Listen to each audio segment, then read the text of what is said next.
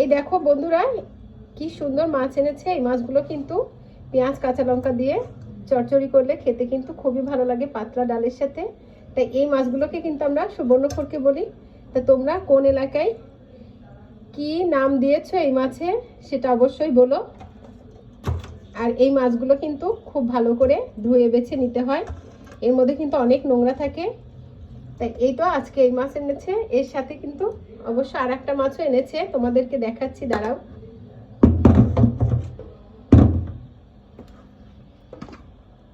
এই দেখো, এই যে চিংড়ি মাছটা টমেটো আর পেঁয়াজ বেশি করে দিয়ে এই মাছটা রান্না করলে কিন্তু খুবই ভালো লাগে।